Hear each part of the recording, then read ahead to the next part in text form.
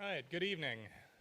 Welcome to the November 10th meeting of the Volusia County Charter Review Commission. Kick off our meeting with a roll call. Madam Richardson, can you call the roll for us here? Yep. Mr. Watts. Present. Miss Northey. Here. Miss Bright. Here. Mr. Clayton. Here. Mr. Johnson. Here. Miss Kwiatek. Here. Mr. Lewis. Here. Mr. Parker. Here. Mr. Sakonowski. Here. Miss Schreiber. Here. Miss Wheeler. Here. Miss Walford. Here. Thank you. Okay, thank you for that. So this evening we've got, I think after the last meeting, it was my hope we were going to come here and have less stuff to look at and start to narrow things down, and then we got the packets. And thank you all for sending in some great suggestions. So what I'm going to propose that we do this evening when we get to the business section of the agenda is I've gone through and looked at both the things that we reviewed that are in, I think, Exhibit A and Exhibit B at the last meeting, and then also all of the various suggestions and questions and comments that came in from members of the commission. So if you'll bear with me, I think it'll be a somewhat abbreviated version of what we did last time, but I think there's probably some things that, at least from my perspective, probably have crystallized a little bit at this point that we can kind of say, okay, let's maybe look at the next meeting at, at what this amendment would look like, the potential text of an amendment, so we can start looking at that in a little bit more detail. And then I think there may be some other issues that were raised, particularly some of the commission suggestions that came in, and also some that we've heard from the public that may be things we want to maybe invite some additional study or some additional discussion. So I've got a couple of thoughts on how we can kind of work through that when we get to that section of the meeting, but those are kind of my welcoming remarks for this evening. So feel free to just raise a hand or toss something in my direction if you've got something to say and I'm not looking over at your side of the table. But I appreciate all of you being here. To the members of the public that are here, thank you all. We appreciate you being here this evening. This is an important process, as you're aware. It's something we only get to do once every 10 years, so we appreciate you taking out some time to be here this evening. And with that, we will move on to our first action item. Members of the commission, you've got the minutes from our October 13th meeting in your agenda packets. Were there any additions, corrections, or deletions from the minutes? If not, I'll take a motion. Motion to approve. Got a motion and a second from Mr. Parker. Any further discussion? I'm sorry, Mr. Johnson was the second there. His second would have been, second only to yours. All in favor signify by saying aye. Aye. Any opposed? Minutes are approved. All right, so we're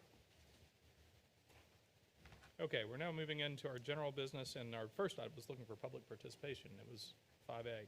So we're going to move into public participation. I know we've got a couple of speaker cards that have been handed in, so I will call you out. Okay, in no particular order. All right, so our first speaker, and just so the audience is aware, at our initial meeting, we did adopt rules for how we organize our meetings. We do have a 3-minute limit on public participation. We've been fairly liberal with that at prior meetings. So, just if you get to the end of your clock, look up here, and I'll, give you a nod if we've got more time to kind of wrap things up. Our first speaker is it Bob Chu? Come on forward. Thank you for being here. If you would just state your name and address for the record. Bob Chu, 208 Virginia Street, Edgewater, representing Southeast Volusia Autobahn. When I heard about this, I was really confused because, when the voters voted to put these important lands aside, I just assumed that it was forever. And, so that's why I'm here, just to reiterate how important it is for these lands to be put aside forever. And I strongly support Pat Northey's amendment, and I hope that passes. Since 2016 and the algal bloom that really killed so much of Mosquito Lagoon, I've been very involved in trying to restore it. And last week at the Marine Discovery Center, there was a film festival, and they had a whole series of films, and one of them was the importance of protecting the lands if you want to protect the waters. So keeping these lands protected is critical for the restoration of Mosquito Lagoon. Thank you. Thank you for coming out. Appreciate your input this evening. Okay, Nancy Vaughn.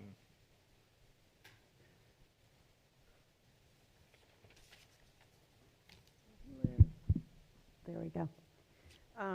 Good evening, members of the Volusia County Charter Review Commission. Thank you all for allowing us to speak tonight. My name is Nancy Vaughn, and I live at 6389 Long Lake Drive in Port Orange, Florida. Tonight I'm here representing the League of Women Voters of Volusia County.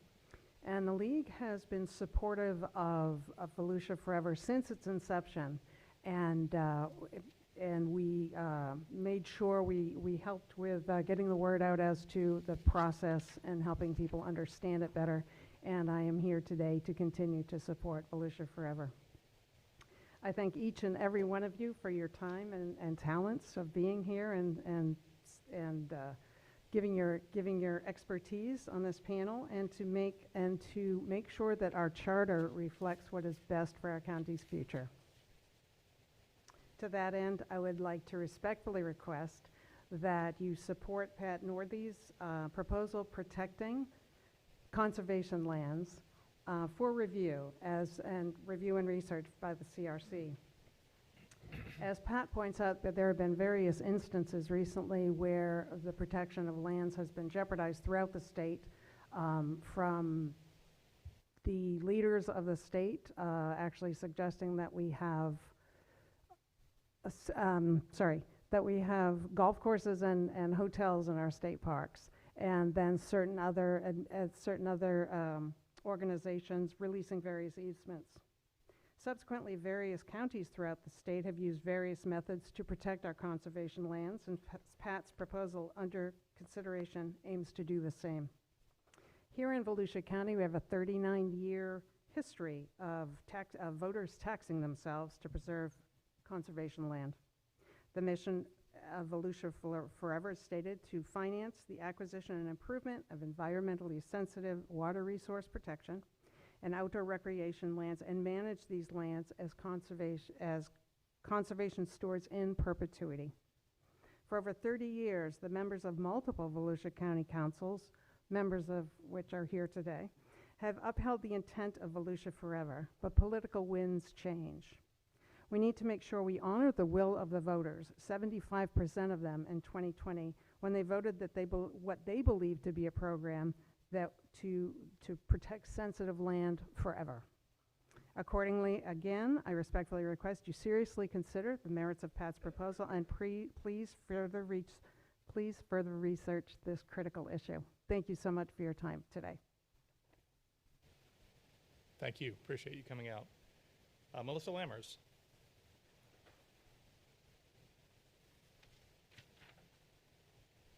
Good evening, Chair Watts, Vice Chair Northey, and esteemed members of the Volusia County Charter Review Commission. I'm Melissa Lammers, 10 Wisteria Drive, Ormond by the Sea, Florida, for 60 years now.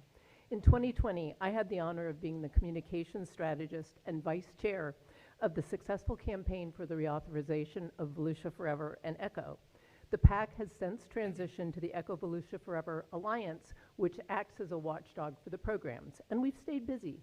I'm also here to urge you to choose to further study the amendment proposed by Pat Northey titled Protecting Conservation Lands. It's on page 19, item 8 of your packet. Florida, and especially Volusia County, has a history of conservation firsts. In 1903, President Teddy Roosevelt designated Pelican Island near Sebastian as the first national wildlife refuge. In 1986, Volusia County became the first county in the nation to levy itself an ad valorem tax to fund the conservation of our most environmentally sensitive lands by approving the Endangered Lands Program.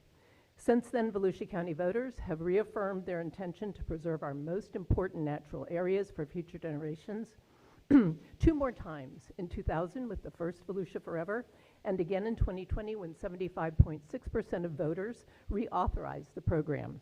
Conservation is an enduring, multi-generational, and growing value in our community. The mission of Volusia Forever is to finance the acquisition and improvement of environmentally sensitive lands, water resource protection, and outdoor recreation lands, and to manage these lands as conservation stewards in perpetuity. Through the years, Volusia County councils have upheld the intentions of the voters, but that seems to no longer necessarily be the case. As recently as last Tuesday, the remarks were made in council against conservation in perpetuity, what the voters voted for. Therefore, lands acquired for the public need further protections than those currently afforded. Quite simply, forever needs to mean just that, forever. Voters made the decisions to protect our precious lands, and therefore, they should be the ones to decide if they no longer want them. For that reason, I ask you to move forward and study the amendment protecting conservation lands, and I thank you very much for your attention and your service to our beautiful community. Thank you. Thanks for coming out this evening. Cameron Vinston.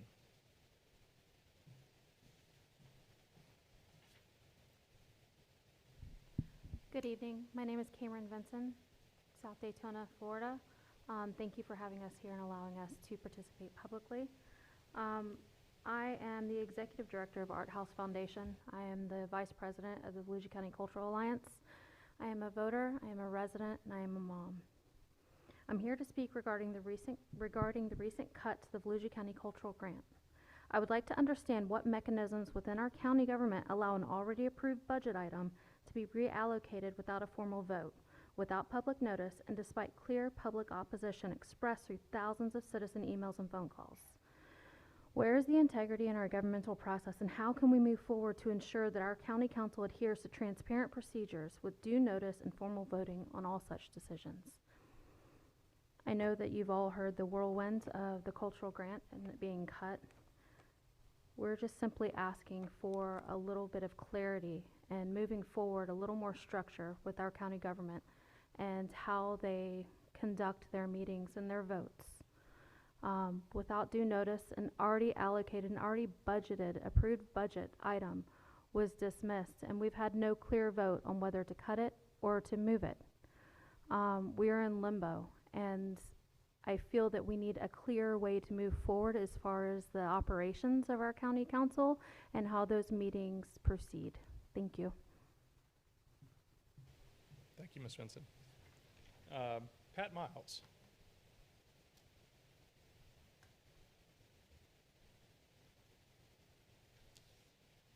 Good evening. My name is Patricia Miles. I live at 1508 Eureka Palm Drive in Port Orange, Florida. I am a grandmother, a mother. I'm a retired art teacher, art supervisor here in Volusia County. And I'm coming here this evening because of my deep concerns. I'm trying to figure out how we can best do things for the benefit of our children. You all meet together every 10 years. In 10 years, kids that are in kindergarten will be in 10th grade. Their opportunities for exposure to the arts are totally eliminated, and we can't seem to do anything about it, and we don't want to wait 10 years for our kids to be able to have those beneficial experiences. I don't understand how the document doesn't contain pieces and parts where we can embed more arts into our everyday life, but evidently that's lacking, so we need to fix that. Please, ladies and gentlemen, do something so that our children can benefit from these experiences. Thank you very much. Thank you, Mrs. Miles. Next speaker is Lloyd Bowers. Thank you, Mr. Chair. Lloyd Bowers, 1424 North Halifax Avenue, Daytona Beach, Florida. I'm here tonight. I am a member of the Cultural Council, I will tell you now, which I have been on for 15 years.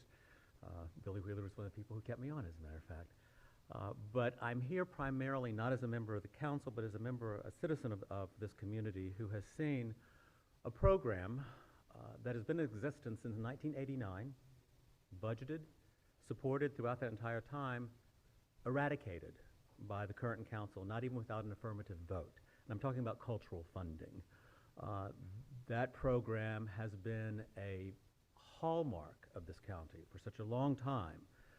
Our county is admired and loved and respected by its citizens because we support arts and culture.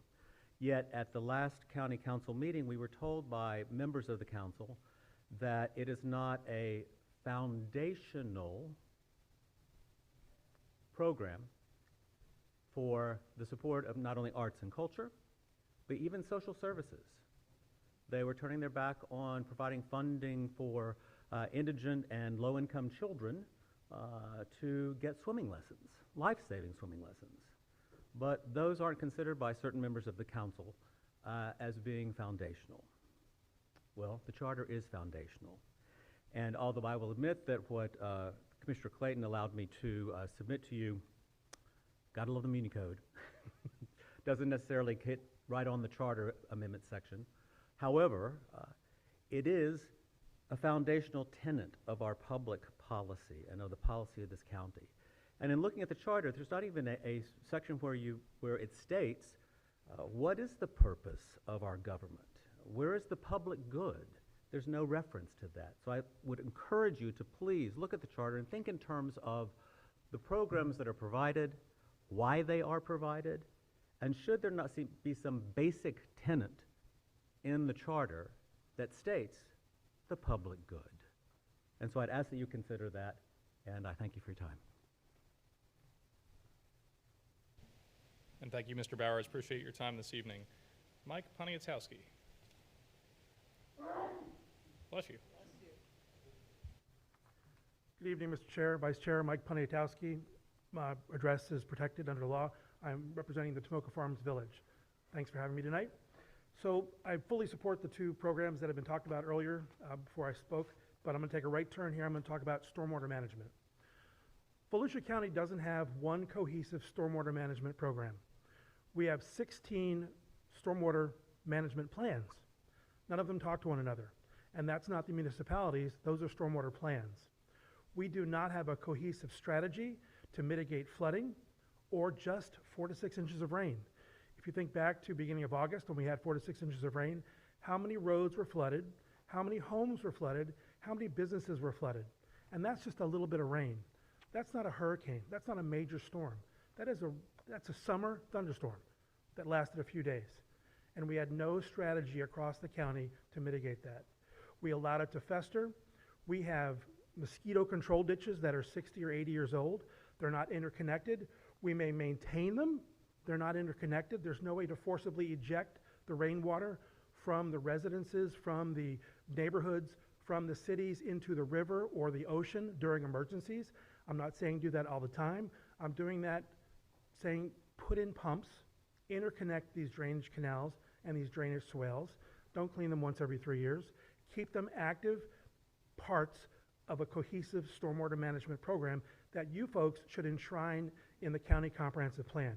Because we need to have the force of law to force the municipalities to work together to mitigate flooding. We are the 7th highest flooding county in the United States of America. And that is not something I pulled out of the air. That is a statistic by FEMA and the United States government. You've heard about it in your towns and your homes. You've seen it in the media. We live and breathe it every day. How would you like to be someone that lives in a home that you've lived in for 38 years, you have a 6-inch rain, you go to sleep, maybe, and you hope not to wake up finding water in your living room? That's what happens when we have a deluge of rain. In my neighborhood, I haven't been flooded forever, for 38 years, until there was some development nearby. I'm not going to talk about development-related flooding. I'm talking about the basic infrastructure of our flood mitigation plan. We don't have one. Like I said, 16 stormwater master plans in Volusia County. None of them are interconnected, none of them talk to one another. And that's not the municipalities, those are the county plans. We need you folks to work hard, and I'm happy to volunteer my time and help to come up with a cohesive strategy that you enshrine in the county comprehensive plan so that we force the municipalities, we have the authority to tax, we get hundreds of millions of dollars a year for flood mitigation. Governments should not be in the business of buying homes to bulldoze them to build retention ponds. We should allow our residents to maintain their homes in perpetuity because that's why we buy homes. It's our biggest investment. I don't want my home to be bulldozed for a ditch. We can't dig any more ditches because the water table is 18 inches. You've got to dig huge berms. So we need to work at this cohesively, look at it scientifically. It's a math problem. 1 acre of land holds 1.5 million gallons of stormwater per the St. John's Water Management District. When you bulldoze and fill 500 acres, do the math. Where does that water go? It goes into a system that cannot hold it. It becomes tailwater and ends up in our living rooms and our roads. It shuts down our businesses, and it costs us money and makes people want to leave the area. Thanks. I'm here to help you. Let's work on our stormwater management problem. You guys can put it into law. Thank you. And thank you for coming out. And our last speaker is Catherine Pante.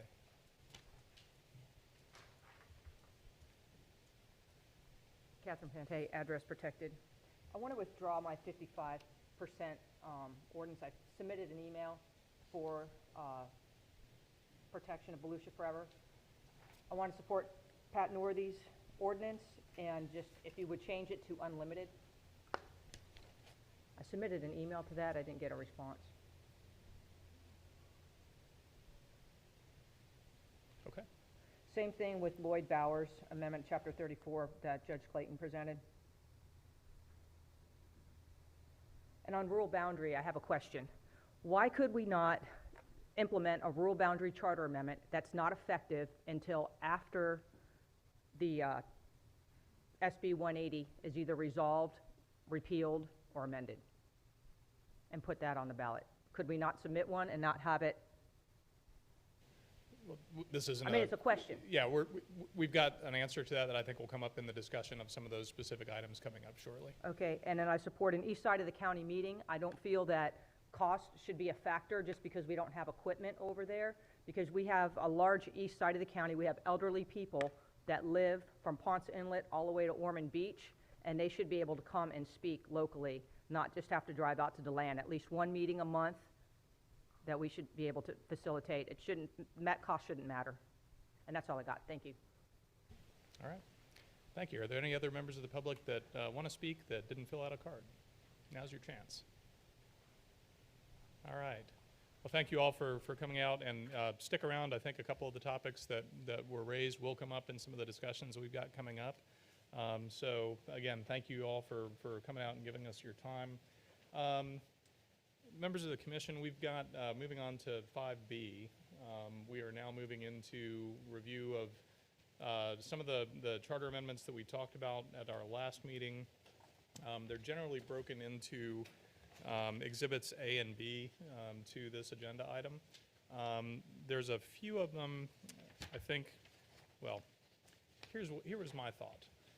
There's a few of these that I think we can probably get pretty quick consensus to at least direct staff to come back and give us a draft. There may be some others that we want to have a little bit of discussion on, and I think there's at least one on Exhibit A that changed colors from yellow to red based on the additional analysis that we asked the county attorney staff to look into at the last meeting. So if there's no objection to approaching, yes, sir, Mr. Johnson.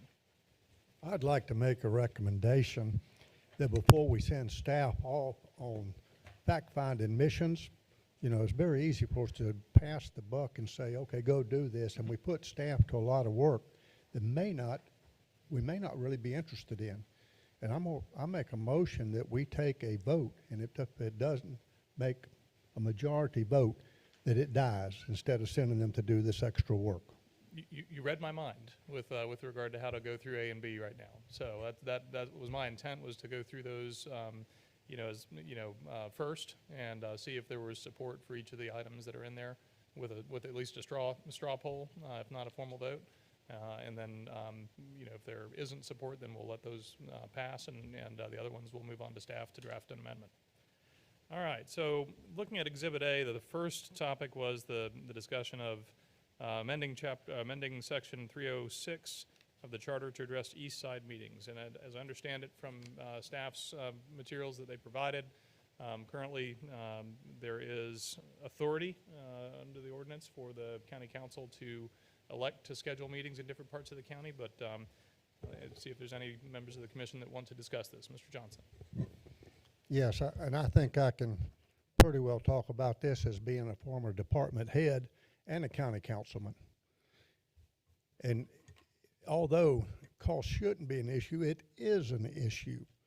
And we're going to be looking at the future about how much more it may cost us. But to start with, when you start moving the county council to somewhere else, you're moving a circus. Our IT people today probably spent half a day putting all this stuff up.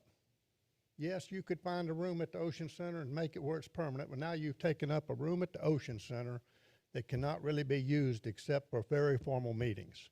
It's a lot of expense. If not, you have one day them putting it up, the day we have the meeting, and the next day them taking it down. You've taken those people out of productivity. I know that when I was sheriff, there was a lot of times that we would have things on the agenda just about every meeting. With the way it is set up with the county building that over there, you don't have to take your people and let them sit in council all day long. We have in the building speakers so we can listen to the council meeting. When you hear your agenda items about to come up, you can move your people upstairs to take care of it instead of taking a whole day out of their duties to send them to Daytona. Not only you've lost that day of productivity, you've lost, you also have to pay to get them there and back again, plus all your county staff. And this goes on all through the county building, that they're able to take and listen in, go take care of business, and then go back to their job. If you're in Daytona, you've lost them for that day totally. And if it's a night meeting, you've lost them for at least 2 days, really, of productivity of your staff. It's a very, I know it's, we do have the ability for certain meetings to move, but it's not cost effective. It's not staff effective. You're taking away, and time is money. And there's things that they're busy as it is, without taking them away from their job to sit in a meeting listening to other people that they have no reason to, that as it is right now, I know it's not the best thing in the world. It'd be better if the council was right in the middle of the county so everybody could go, but it's not. I think this next year, we're liable to see our taxes cut more by Tallahassee, where now you have less money to spend on these things. And I just don't think it's a wise expenditure of our money, our time, our resources, or our people to be moving these meetings back and forth across county. Thank you, Commissioner Johnson. Any other thoughts on A1? Mr. Clayton. When the young lady stood up and mentioned that, I sympathized with her, and I was thinking, well, we have 3 courthouses. But I agree with Ben in that each courthouse has their staff in that building. Nobody travels to the courthouse in DeLand or the Justice Center or the City Island. They're there already. It'd be great, and I agree as far as ease, but of course 92 is now 4-lane, and I mean people, I don't think traveling is as bad as they thought it was, but Ben's right. If you move the county council meeting to, I guess, the Ocean Center, wherever you would, that means everybody would have to be, the whole building would have to move, basically, and set up all the IT problem would be prohibitive too, because whoever wrote it down, y'all put this out on the internet. Would you be able to do that if it moved temporarily? I don't know who to ask. I just think it sounds good, but I think from a pragmatic standpoint, it would be incredibly difficult and cost inefficient.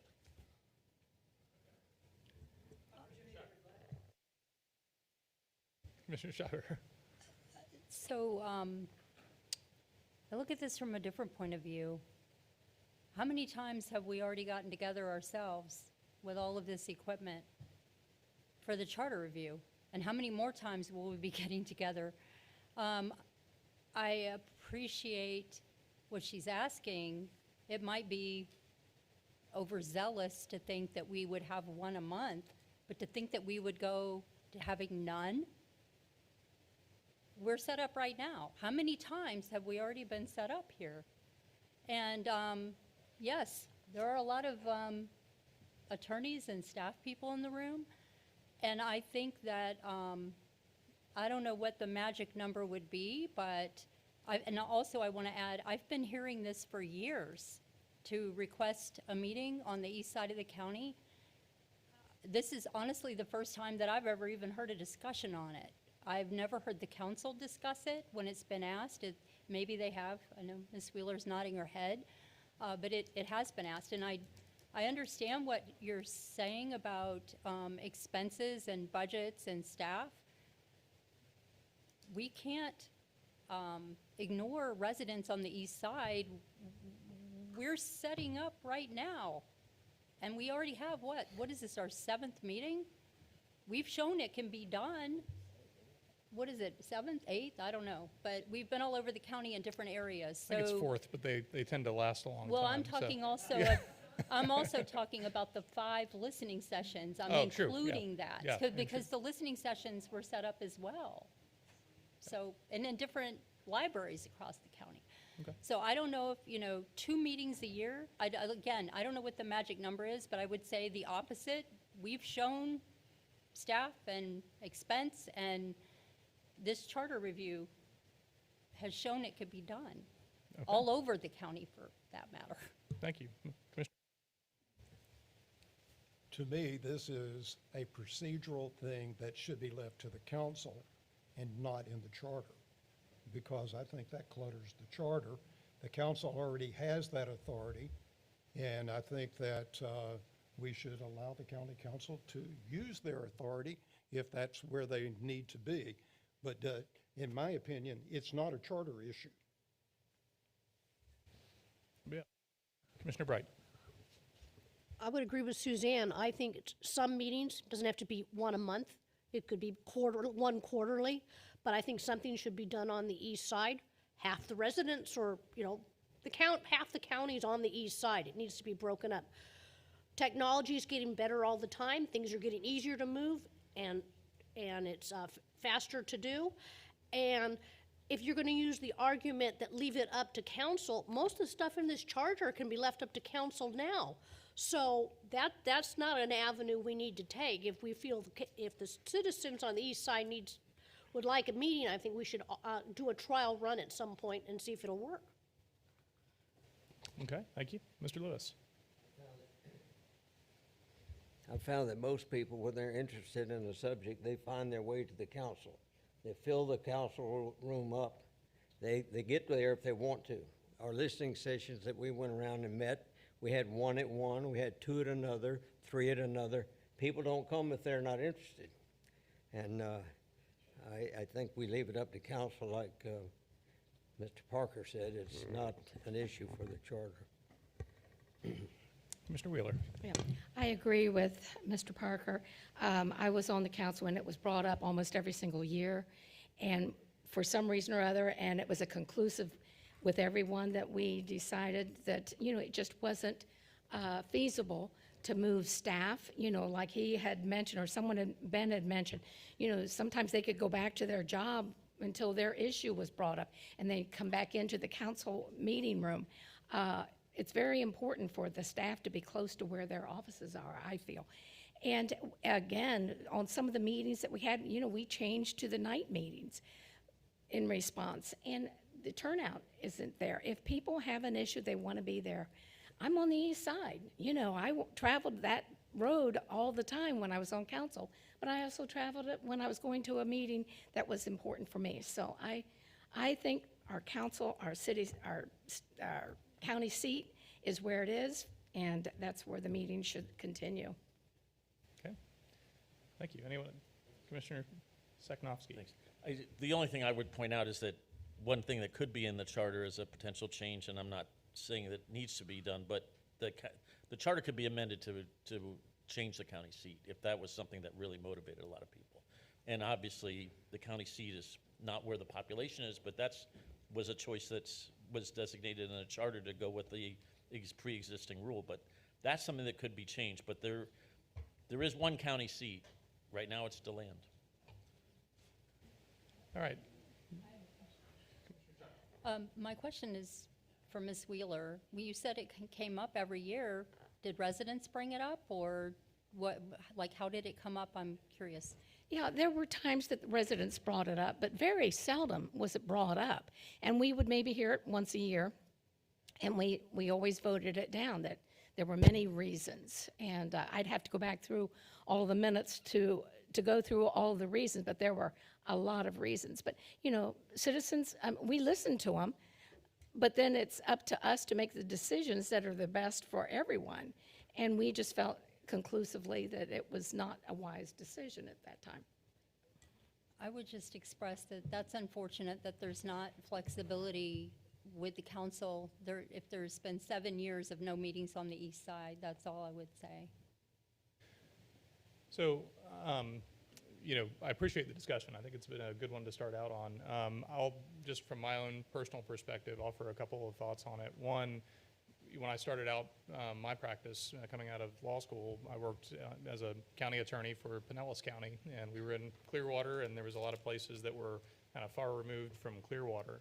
And to me, the biggest issue isn't the technology, because I do agree that the technology is there to be able to make it, and we've moved it around to the county as we've done these meetings and the listening session. It's the staff time. It's the lack of staff being there and being available. As a staff attorney in Clearwater, or in Pinellas County, we would all sit at our desks and work until we knew our agenda items were coming up. And then we would be able to go down to the, commission chambers to participate, in the item that we were engaged in. Otherwise, we were able to continue doing our work for the county. And so that's kind of the reason why I don't support that change. The other thing is, I do agree with Mr. Parker. With regard to a charter, I think that we have the ability right now in the charter for the meetings to be held someplace other than the county seat. And I think it's a matter of, if that's the expectation, then that authority already exists. And I think putting a mandate in the charter that gets more specific than that really starts to get a little bit of a creep, I think, from the standpoint of the purpose of the overall charter. We do have members of the council, and that changes from time to time, and some may be more receptive and some may be less. But I think that's the group that you have to hold accountable for making sure, if that's an expectation that we feel like needs to be met, that the council that's sitting when they're establishing their schedule plans that in there. And I don't know what the right number is, whether it's once a month or quarterly or whatever it is. I would hate to set a number in the charter that's wrong. And so I think we have the existing authority in the charter, and I'd like to see us rely on that. So with that, any other further discussion, or is there a motion to go one way or another? No, but we could, because you hear some talk in here about moving it once in a while over there. At the end, we would probably do a recommendation letter, and we can recommend in that thing that they take and consider from time to time having that, just a reminder to have a meeting on the east side of the county from time to time. And then they can even gauge how much worth it is if people show up or not. Okay, I think that's a great suggestion. I appreciate that consideration because, quite frankly, that's where I was trying to get here. That's the reason I asked for the question I did. Well, and perhaps what you can do is in the recommendation letter, point out to the council that it's been something that has been raised repeatedly, and it is within their existing authority. So, all right, so let's do a quick show of hands. Is there support for moving forward with a charter amendment that would mandate a specific, meeting schedule east and west? Anybody in favor of that?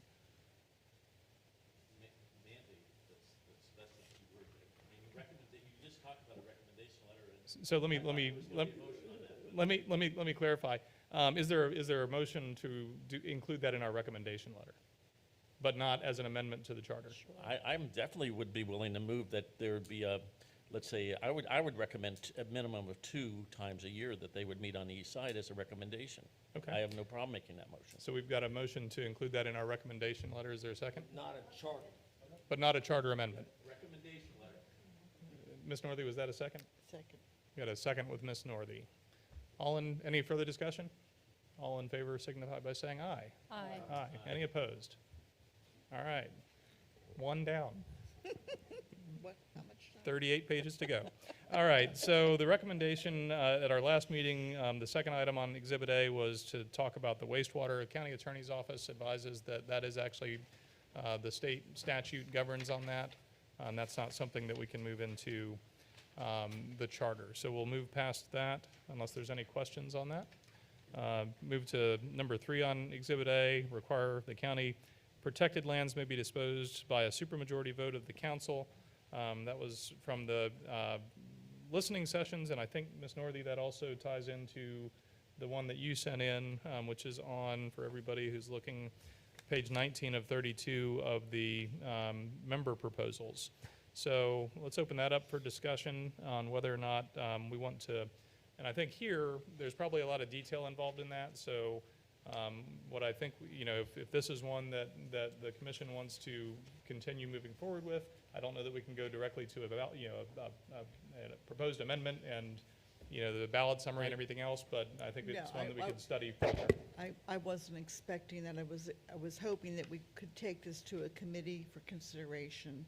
The amendment, tonight I did not think this was the place where we would be choosing our charter amendments, but rather this be discussed.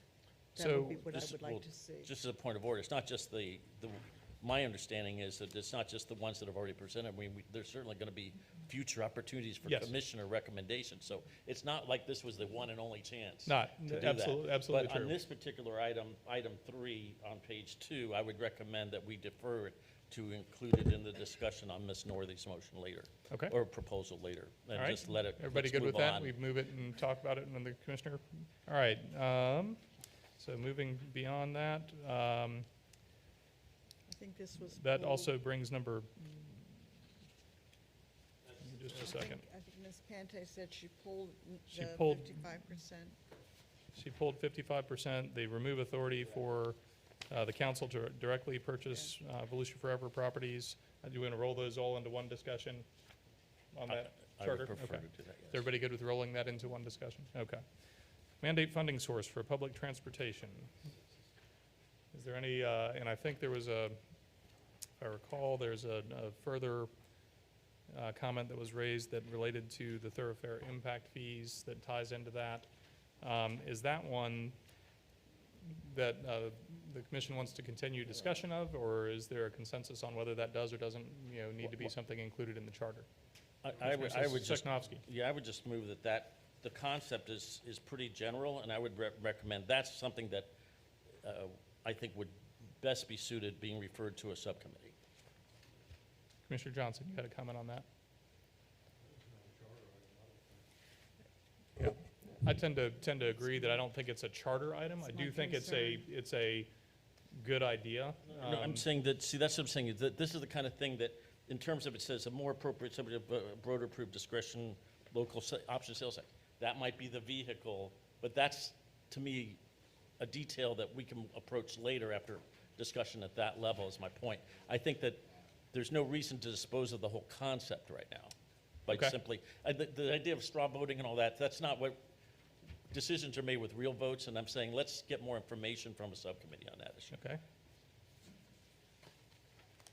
Any other thoughts on the dedicated funding source for public transportation as a charter issue? Commissioner Clayton? I think I'm confused. Yeah, me too. It's either a chart, It's I look not at the a charter as our constitution. It's the Yeah. foundation. The leaner, the better. Yeah. I don't, why are we gonna talk about public funding for transportation if it's not truly a charter item? I love seeing y'all, but I don't wanna talk about that. I mean, am I missing something? Is that That's- truly a that's- charter item? The point is that a member of the public's made the proposal. There is certainly nothing at all illegal. It's maybe a perception that it's not foundational to certain individuals. But if it were to go to the vote and the vote of the people were to do it, then it becomes foundational. That's how the charters get changed. That's how the state constitution gets changed. That's the process.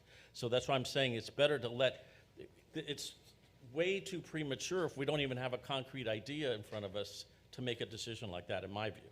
I think that it sounds like people are prejudging, and it's based on a philosophy. But then when it comes to the ballot box, one of us gets one vote, at a time. The other 500,000 people get to vote too, and that's what our only decision is whether or not to let them vote on it. But if they vote on it and they make it so, it is so. Let's go back to have body-worn cameras on zoning officers. Why are we not voting on that? We've decided not to vote on that. Let's have our elected officials be Republican and Democrat. We decided not to do that. I've had a pile of people say, I want to know if they're taxing me and taking my money, I want to know if they're Republican, I want to know if they're Democrat. I said, oh no, we're not going to discuss that. But we're going to discuss this? That makes no sense to me. Any other thoughts? Ms. Northey? Yeah, having served time on the county council, I understand the concern, but I do believe this is a council issue. I don't know how you would even put it into the charter, the format that would be used to say that this is a requirement. So I would not be open to putting it into the charter, other than if there is support to discuss it, to put it as recommendation. But I'm even reluctant on that, because this is really policy stuff that the council that's elected at the time would be making decisions on. Well, Commissioner Stackhouse. Yeah, we are not limited to what we're saying goes in the chart. We have absolute ability to recommend ordinances also. Now, that being said, I like the recommendation letter concept. I think it worked before. I would have no problem with saying that something be, but again, I still think it needs to be fleshed out more. I'm not comfortable just saying that this be done in a recommendation letter without a little more guidance. I'm just saying this is, to me, a clear example of something that needs a little more information at a subcommittee level. That was what I'm recommending. Okay. Johnson? This is too much of a moving target. From county, state, too many moving pieces for us to take and put something in there that can't be corrected for 10 years. And we have a major issue out of it in the meantime, and it's something we back up and say, I guarantee you, if we voted to put this on there, it may pass. And then when it passes, you can't fix it. And that's a problem, and it's more of a council issue, and part of it is with state tells us how we're going to do it. Well, and Commissioner Schreiber? I have a general question. These letters of recommendation, which we started tonight talking about, when are they going to go out? Are they going to go out like after we've made this recommendation tonight, or are they going to go out in the future at the end? Once the commission takes final action on our list of proposed amendments that we forward to the county council, we forward that together with a transmittal letter that can include any other topics that we discussed and a list of recommendations for the council to act on things that are more policy issues rather than government structure issues. And so that's where I think that letter will be drafted, will be approved by this body as a whole, and that's where something, I tend to agree with those that say this is, and I'll give you a little bit of a different perspective on it. One of the hats that I wear is doing, bond issues for public finance infrastructure. And I'd be really concerned that we put something in the charter that screws up our ability to bond revenue streams that are coming in, but I do think it's worth some discussion, and it may be wrapped into, when we get into some of the commissioner suggestions as well. I will say at the very end is one that I sent in that it may be rolled into, and there may be a concept there that also provides some direction for it. That's why exactly where I'm recommending that we get to the subcommittee. Okay. So is there, Commissioner Lewis? You know, we're a representative government. We can't put every question on the ballot. You can't ask everybody everything they want to know. What color you want this, what color you want that. Right. We have a representative government, and if they have a problem with those things, they should go to the people that they elected. We're not elected, we're appointed.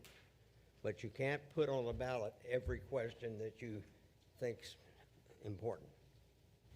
I tend to agree with you. I think I used the example at our first meeting of I think it's the state of Missouri that has a 1,500-page constitution. But, point of order, I did check that. That's not actually entirely correct. But did I get my state wrong? Yeah, no, well, I don't know about the state being wrong, but the Constitution of Missouri is not 1,500 pages. I can guarantee you that. I did look at it. All right, any further discussion? Motion? I have a motion that we do not mandate funding for public transportation. As a charter amendment? As a charter amendment. All right, got a motion and a second not to mandate public transportation funding as a charter amendment. Any further discussion? This does not mean we can't include it in the recommendation letter. All right. All in favor of the motion signify by saying aye. Any opposed? Moving on. All right, number 7. I think this one also dealt with the thoroughfare road impact fee. I think that is probably dealt with the motion that just passed, unless there's any disagreement with that. Nope. I'm getting nodding heads. So that takes us through Exhibit A. Let's deal with the... Just to be Commissioner clear, Sakhnovsky. are we not going to make any, I guess this is a premature question, but can the subcommittee, whatever is dealing with that, take these issues up as a part of the recommendation?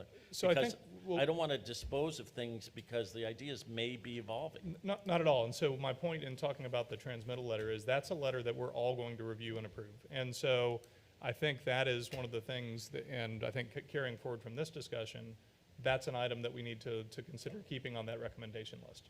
Unless I don't get any shaking heads when we say that. No, as long as, So, as long as it's not dead, that's what I'm. yeah, then it's fine. I don't think it's not dead yet, to quote Monty Python, right? So, okay, so moving on to Exhibit B. These are the staff suggested amendments. Let's do this one a little bit different. Is there any item on Exhibit B that anybody would like to discuss on the recommended changes that were largely sort of some cleanup changes and some tweaks that we've been presented with before? And again, this does not say it's a final thing going on the ballot. It doesn't say it's something that we want to remove. My suggestion moving forward from here is the things that there's a consensus behind. We have staff begin the process of at least drafting what those amendments would look like so that we can review them. So this, I think, came from the 11 items that were advanced at our first meeting by staff as recommendations for us to look at. It includes cleaning up some of the Amendment 10 related. I know that was also something that was dealt with in a number of the commissioner comments that came in. The CRC approval process, the name change from council to commission is one of the other ones that came in there. Commissioner Schreiber. So I have a question about the council to commission. Yes. I see what it says. A name change has no substantive legal effect. It's solely a name issue. But when you look up the definitions of council and commission, council is more policy-driven, more has the capability of impacting policy more, and commission was not. So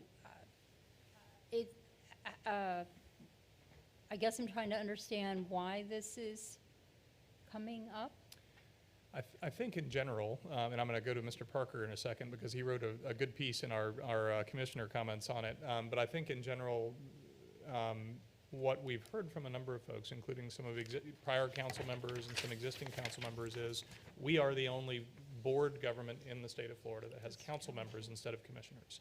And so I think it's really a nomenclature issue when you go to the Florida Association of County Meetings, for example, and you say, I'm Councilman so-and-so, what city are you representing?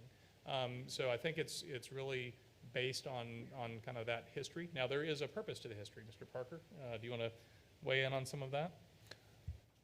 Well, I think you're correct. You know, if you were going, when I was studying political science in college, you know, there was the commission form of government, which basically they ran the operation. When you go back and sort of look at the history, when the county first charter review, they were wanting to make a distinct break from what was previous, which was the Board of County Commissioners.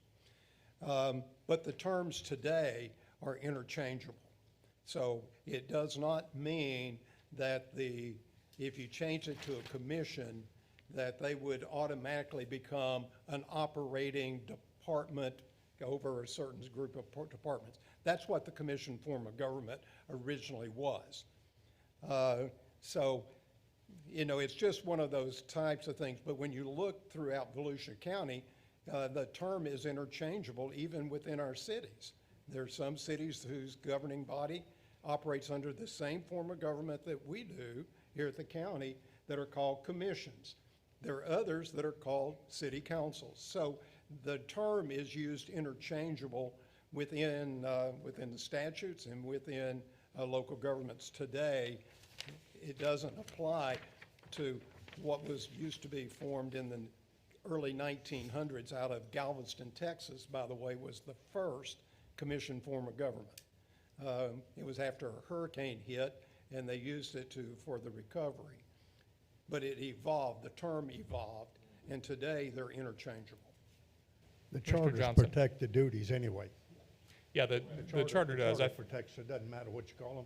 It's still it is changing that name. It still gives them the same duties and responsibilities. And if you look under, you know, Chapter 125, which is the primary statute governing county government, you know, in the state. You know, it identifies the governing board as the Board of County Commissioners unless you're changed in the charter, you know, or in how the charter is established. And again, I think this is really just a kind of a preference issue. Okay, I hear what you're saying. I understand the basics. It's like, you know, 10 shades of blue that are all blue. I think what's just troubling is the definition. The term may be interchangeable, but the definition wasn't. That's just troubling me. When you look at the definition, it's not. And I think you're absolutely right. The definitions of the two are different. I think the authority and the powers are the same no matter what we call them, because they're delineated both by the charter and by state law. Commissioner Clayton. I pride myself on being frugal. I don't care what it's called. How much would this cost? How much would it cost to change all the letterhead, the titles, the tags, the plates, the county, the buildings? What would this cost? Has anybody thought about what it would cost to do all that? Anybody on? I appreciate what Mr. Lewis said the other day. He said he was there. He might have been there back in 1970 when they first started. But he said, you know, they were the only ones known as council. But we've been doing this for 50 years. Does it really matter? Yeah, it does. Bottom line is, I want to know what it's going to cost. Don't we have fancy plaques everywhere that say No. council? And yeah, you do. Even on the courthouse, the Justice Center says council members that approve this building. Well, those are always going to be council members because it happened in the I'm past. just saying, currently, what would it cost? You tell me that figure, and then I'll tell you how I'll vote. Yeah, that's a good question. I'll donate the money not to do it. Ms. Northey. I was, you know, letterhead, that kind of stuff, that's easy peasy stuff. That's computer generated at this Yeah, point. computer generated at this point. So I understand what you're saying about those, you wouldn't change all those plaques, as they would stay the same. But yeah, I can tell you that as a former council member, it does get confusing when you go away to different places. Truly, they say, what's a council? As opposed to, you're a commission. It's a minor change that I think should be made. I think that's the most progressive thing I've ever heard Jim Clayton say. Commissioner Bright. I think we should just leave the name the same. First of all, we avoid the cost. Second, everybody that lives in the county knows it's the county council. And second, if you're going to go with everybody being the same, maybe we're the only ones in the state of Florida that use council. But councils and commissions, you get out of state, and they don't even use those terms. So why do we have to match everybody else in Florida? Why can't we stay the way we are and be different? I think there's certainly an argument for that. Commissioner Lewis. If you hadn't walked in these shoes, you don't know what we're talking about. Northey knows it, I know it, Ben knows it. Whenever you go to a meeting, they say, what do you do? Who are you? And you tell them, I'm the same as a commissioner. Oh, okay. But you have to clarify that with everybody you talk to. And you wonder if they really believe that. Yeah, right. And it can usurp some of your power in the long run because you don't fit with the rest of them. So let's do this. We've got 11 amendments on Exhibit B. We seem to be talking about one of those amendments. And I kind of hear things all over the place, and I've got Commissioner Clayton that's asking for a cost estimate on what that amendment would cost. I don't think it's fair to Mr. Booker, whoever gets saddled with that. I feel bad. I feel bad for even talking about it. Now, somebody's going to have to figure this out. I would like to know, I know letterhead gets printed, cards get printed, but you got name, like we're commissioners right here. We should have been the council, the Charter Review Council. Well, you can amend I'm that. just It's in the charter, It's in the Commissioner charter, Clayton. okay. I don't know, I just don't want to spend money unnecessarily when it's the same. I know that he represented me. I might have called him commissioner, I might have called him council member. Yeah, I I think didn't this worry is, about the title. Commissioner Johnson. I'm making a motion that we accept these items. Items 1 through 11 on 1 Exhibit through B. 11, as written. Is there a second? I'll second that. Okay, I got a motion and a second, and I've got discussion. Commissioner Northey, is there Yeah, discussion on the motion? I'm not sure what you mean by accepting them. So let's clarify it. Yeah. So for Is this- purposes of accepting it, you know, the intent would be to then have the draft amendments brought forward for each of those items as a next step that we then would vote on as prospective amendments to the charter. It's not a final. Because I think Yeah. there's some things in what this commission has said they would like to see that probably would go along in that area. Agreed, and I think Okay. that we can then And consolidate. Commissioner, just to clarify too, Commissioner Johnson, the issue on number 2 is that the staff put out that thing, and what I was saying is that there's no logical reason to say we should go to 2/3. There's equal logic to say that they should go to a majority, which, as soon as you say 2/3, that means the minority is controlling. So Yeah. I would say, I think we should leave 2 out of the discussion at the moment, but other than that, I think that that's wise to allow them to go forward with the others. So we've got a motion to approve 1 through 11 and a second, and that's a proposed amendment to the motion Yeah, I'd move to that we eliminate number delete 2. number I would- 2, at I least would for the time accept being. Okay, thank you. Were you the second? Mr. Johnson, you were the maker of that motion. Do you agree with that change, or the maker does not agree to that change? She seconded my amendment, so that's what I'm saying. You seconded the amendment. I was going back to the maker. I think you have to vote on this. I think you Sorry. have to vote on All right. the amendment. You're right. There's a proposed amendment to remove item 2 from that list. I've got a second for that. Is there any discussion on the amendment? All right. If not, all in favor of the amendment signify by saying aye. Aye. Aye. Any opposed? Yay. Aye. Well, we lost that one. Well, I don't think. All right. Was there a count? If you voted aye, raise your hand, please. We've got 1, 2, 3. Dwight, are you voting yes? I think Mr. Lewis is confused. All right. Y'all need to clarify Time- the amendment. Time out. Are you okay with that? Mr. Ms. Wheeler's So, confused. so The council let members me, let me The restate. council, the former council members are confused. Commissioner Clayton, let me clarify the motion. There was a motion to remove the CRC approval process from that motion to approve 1 through 11. So to remove item number 2 from the 1 through 11, and there was a second to that. So what we're voting on is, do we remove item number 2 from Mr. Johnson's motion? All right. All in favor of removing item number 2, raise your hand. I've got 1, 2, 3, 4. All opposed, like sign. Okay. The amendment fails, so we have a motion on the table and a second to move items 1 through 11 forward for the next step to come back with draft amendments that we will then consider and vote on one by one. Is there any further discussion on that motion? Commissioner Lewis. I would like to ask you to clarify number 11, tax collector's budget. It says it's in the Florida statutes. So if it's in the statute, can we undo the Florida statute? Mr. Dyer, can you address that one? This is the only of the several county constitutional officers. State law is unique as to a tax collector budget, and it allows a charter county by charter to provide for a different method of submission of that budget as provided in the charter. So that flexibility is only because of state law. I know that their budget is approved at the state and not at the county like the rest of them. Right. But I just didn't understand when you say we're a charter county that lives by the Florida statutes, you know, that we can't do something that they prohibit. And does Right. this statute prohibit that? No, it allows it. It allows a charter amendment for that purpose. Mr. Chumley. It would essentially make the tax, to go the other direction, it would essentially make the tax collector a budget officer as they were before, although they do remain an independent constitutional officer to submit the budget, which is how things operated pre-amendment 10 here in Florida. So, right now, they're a fee officer and they send the budget to the Department of Justice.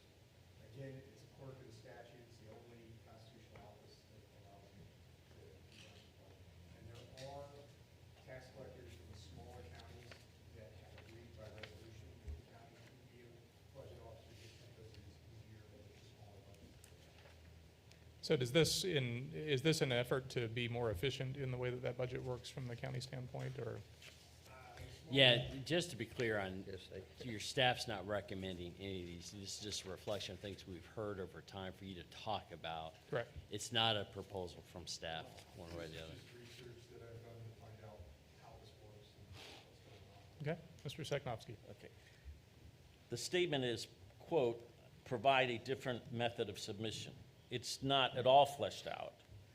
The way I interpret if this motion were to pass is it's getting it fleshed out, because obviously we're not going to just write into the charter a different method without specifying the method. That's correct. What So we'd be moving forward. that's the point, and that's, I'm just saying that's all we're doing here is just allowing, I kind of thought we were going to get that more information today, but we clearly didn't. Yeah, I think what we narrowed down were the topics at the last meeting. This is moving to the step of, let us see what a draft amendment would look like, if we move forward with this. Okay? So, that clarify? All right. So the motion on the floor is to move items number 1 through 11 on Exhibit B forward for a draft amendment for us to discuss in more detail later. I just have one question. Commissioner Would Norton. it, would it be considered that these would be different? Are we going to roll all these into one charter amendment, or how? I see Mike's. They'd have to be couldn't. separate. They have to be separate. Okay. Okay. So we'll- And we'll- just so I'm clear, I'm assuming with these, we may bring back more information on these, and you may decide you don't want to proceed Thank you. with That's any what- of them or some of them. That's right. Okay. Okay. I'm good then. All right. Okay. So with that, Commissioner Schindler. You know, I'm thinking, Mr. Clayton brought that up about the expense. To have no idea of cost of change, it is really irresponsible, in my opinion. So I would like some type of projected cost. I mean, I get it that it's not going to be 100%, but something? Is that something that staff can provide as we come back with those draft amendments, some projected costs on what the implementation would be? Like, there's got to be some general Yeah. idea. No, I think that's a good suggestion. John Booker. Mr. Booker will make sure we have that. Okay. All right, we've got a motion and a second. All in favor of the motion signify by saying aye. Aye. Any opposed? And we're through A and B. All right. So we're moving into a little bit more of the, again, thanks to everybody that did send in some suggestions on things to look at. I think we had a little bit of a combination of suggestions and then some, kind of narratives as well. So I'm going to just kind of run through these, and I'm not going to get us into discussion on each and every one of them, because I think we've talked about some of them already. For example, Mr. Parker, 1 and 2, unless you have anything else to add, I think we've addressed those with both our council versus commission discussion and Amendment 10 discussion. I think 3, 4, 5, under Mr. Parker's discussion, really kind of gets into I think this is really a lot of the core of the charter, and that is, what's our structure? I think we could probably talk that to death. My suggestion to the commission is that we request a presentation on some of this. Does that make sense? That makes sense. To what purpose? Well, this is heavy-duty stuff that Yeah. we're talking about, so I think we probably need to hear some experts about what the impacts are. I can tell you that some of my suggestions, I think, would be rolled into the same thing that Ken had, so I would like to see some But additional work on this. I don't think anyone in the room is seriously considering changing our form of government, though. Well, I think so we've got a couple of recommendations or suggestions to. It's questions is all these things. Yeah, I think that's true. I agree with you. I think those are I don't think there's any questions. recommendations here. So, Commissioner Clayton. There might be some people in the room that are suggesting changing our form of government. Well, people haven't done that, though, that I'm aware of. I mean, are you suggesting that? What form are you suggesting? We've received a number of. I like some of Mr. Parker's suggestions and some of Ms. Northey's suggestions. They overlap, but I think they need to be looked into. So let me offer my suggestion on there's a handful of the questions that were raised. Okay. Or the statements that came in from commission members that relate to the number of or the number of council districts, whether we have an elected chair, whether we have council manager form, or whether we go into more of a strong mayor form. My suggestion would be, those are probably things that we should get some more information on before deciding whether we should move forward with any of those And I'm changes suggesting or that not. people should just make some proposals that we can discuss. This is, what I'm saying is, I don't see the role of this thing as have unlimited discussions about things that aren't actual proposals. So I'd like to just say, let's see some proposals. I'm very interested in some of that. Sure. But presentations, I want proposals and then have discussions on it. That's, the whole function was, as we've been doing, we make proposals, we refer for more information and come back. So I think It's there's a not an number of endless specific, discussion session. I think there's a number of specific proposals that I saw in going through these. For example, there was a proposal to go to 6 districts with one countywide elected position that could be the chair. There was a proposal to eliminate the elected chair. There's been a number of different things. So my suggestion is, in order for us to decide whether we as a body should come up with proposed amendments that relate to any of those topics, perhaps it would be good to have a presentation made by somebody that's outside of this group to talk about the pros and cons of some of the different concepts that were laid out, and be able to give the commission information to decide whether or not we think it's a good idea to move forward with any of those proposed amendments or not. If it doesn't last more than 20 minutes, I guess I'm okay with it, but. Okay. Does the rest of the commission feel like that's a good approach on it? I think it would be helpful. Okay. Okay. Getting head nods. How about that end of the table? Okay, head nods. All right. So as it relates to, I think it's numbers 3, 4, and 3 and 4. I think those fall into that discussion.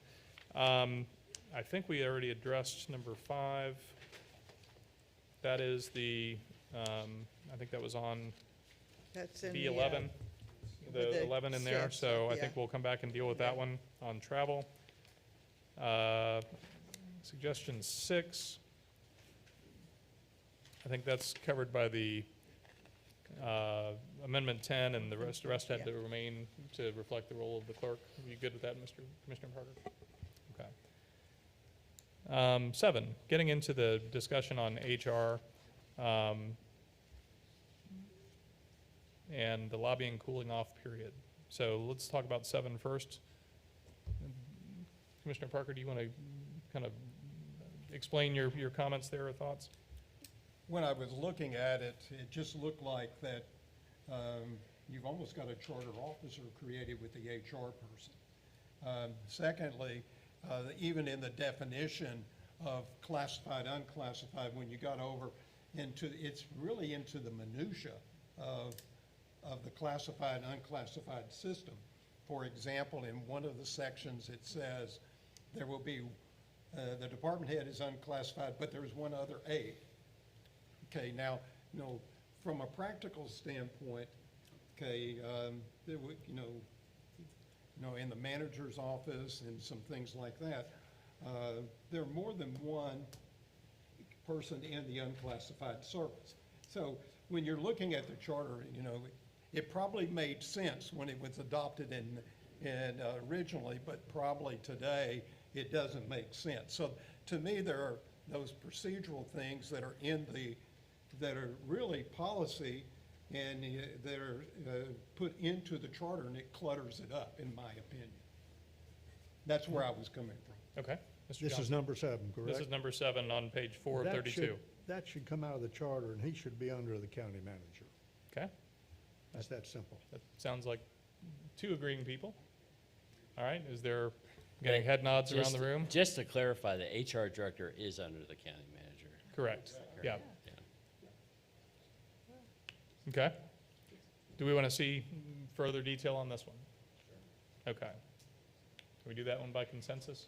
Yeah. Okay, consensus to get further detail on number 7. Number 8, relating to lobbying and a provision to deal with a time period for a prohibition on lobbying. I think the staff follow-up that's included there kind of gives you an idea of what current state law sets forth with regard to that. Is there any? We followed state law. Are you saying that we're following it? We're currently more following. stringent than state law? Do I Let's see. understand that correctly? That we are currently more I- stringent than Yeah, state law? so you have three things going on here. You have a charter, existing charter restriction. Correct. That applies to former council members Right. and what they can do for a period of year. Mhm.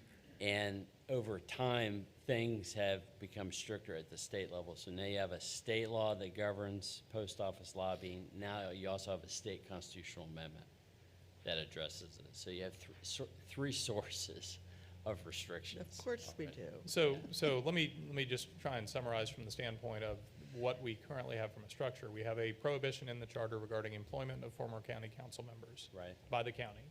There's a state prohibition on lobbying by those council members for a period of time, and there's a constitutional prohibition on lobbying for certain offices for a longer period of time. Right. Do we feel like the charter needs to address anything beyond that, given the statute and the Constitution? I'm getting a lot of shaking heads on that one. So, Mr. Parker, you any other? I just raised it Yeah. because it just seemed like it was in the charter, then we had the statutes and everything Yeah. else. He had one sleepless night, he had to- I know. All right. Okay, so let's keep this going. So we've got a list beginning on page 6 that was some suggestions that were sent in from Ms. Bright. Thank you again. And talk about a sleepless night, going through and providing, a lot of comments and suggestions. So just running through these in general, so number 1 on page 6 talks about can salaries be reduced or capped? Should we consider, a charter amendment that would put a cap, for example, in place for county employees? No. Commissioner Johnson. You could work yourself into a real bind doing this because as it is, you have job markets around. If we did it and we had restrictions on what we could give our employees, you'll have Daytona, New Smyrna, Seminole County, Lake County, Flagler County, then you don't have much left. I think we're making a big mistake and Yeah. let that, you have unions that are involved. There's just too many moving parts in this also for us to get involved in it. I wasn't looking at union or type employees under contracts. I was looking more at staff, but also, what I also suggested in the caps was to be looking at the state levels and national averages and averages in the state area and everything. Job Taking it market all into dictates it. consideration with that, because there are some, we don't want to be driving up the salaries for the entire area either. Yeah. I don't think we've done And I will say, I don't disagree with the need to keep our, our budgets under control and everything else. I don't see it as a charter issue. I don't either. My personal experience example would be, I represented Brevard County when they had a cap on their budget increases year over year in their charter at 3%, and it really kind of handicapped what they were able to do to address changing economic circumstances. And that's good.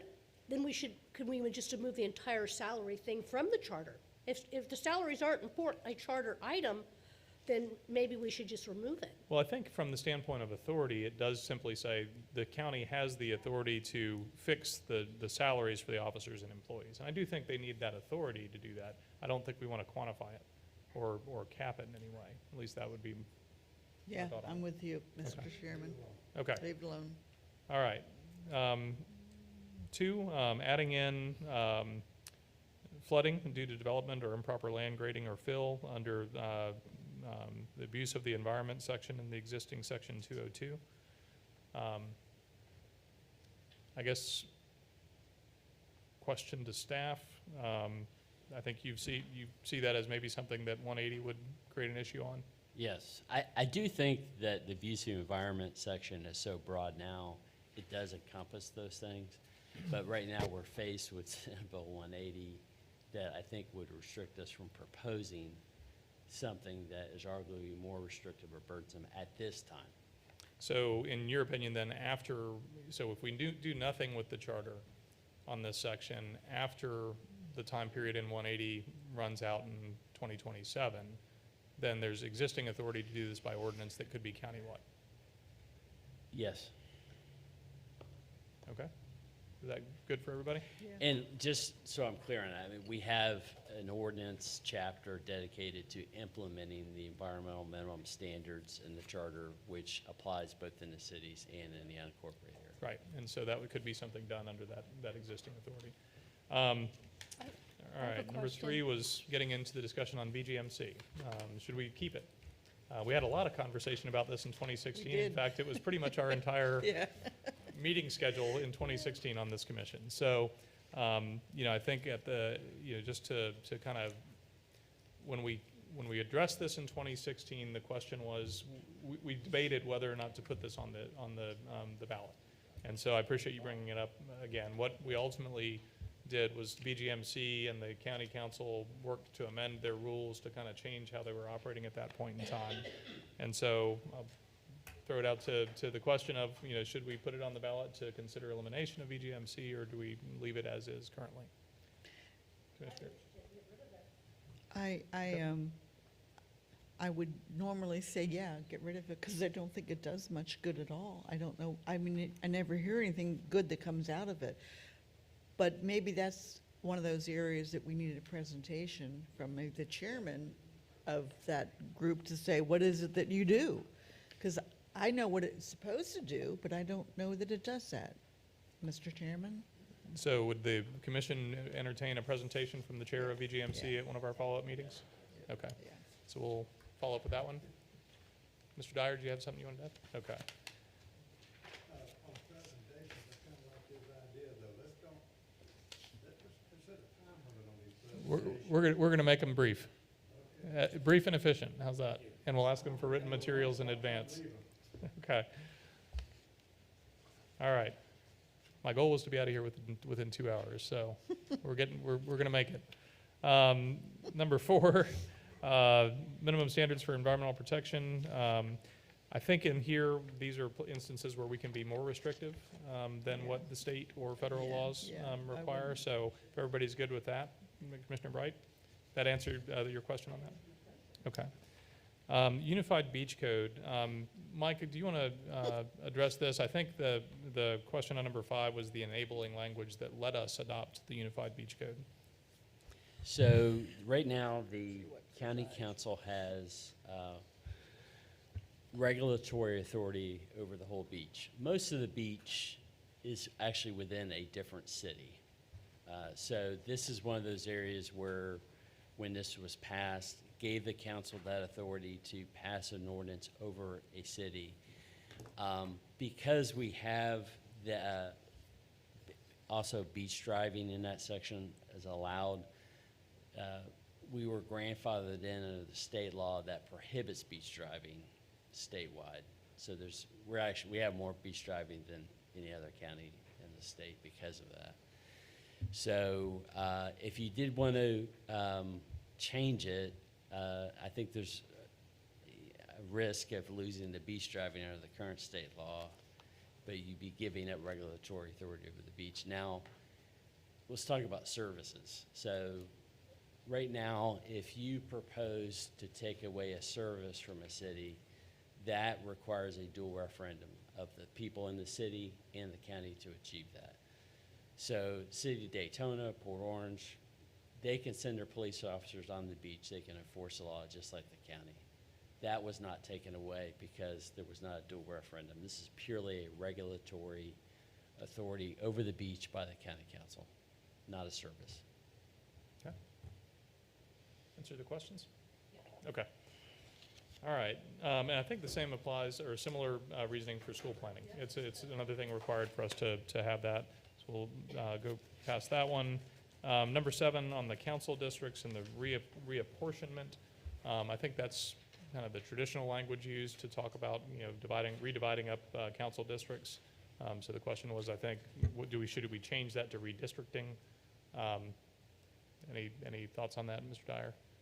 Okay. No, this is, it's really a naming issue. I don't think substantively it won't mean a difference in substance. Commissioner Northey. I think what we're talking about too is we're going to go back out to the public and ask them to make a yea or nay vote on this, and complicating things like this I don't think is wise, because they're already going to be reading a lot of amendments anyway. So I understand that there might be an issue with language, but I'm fine with leaving it the way it is.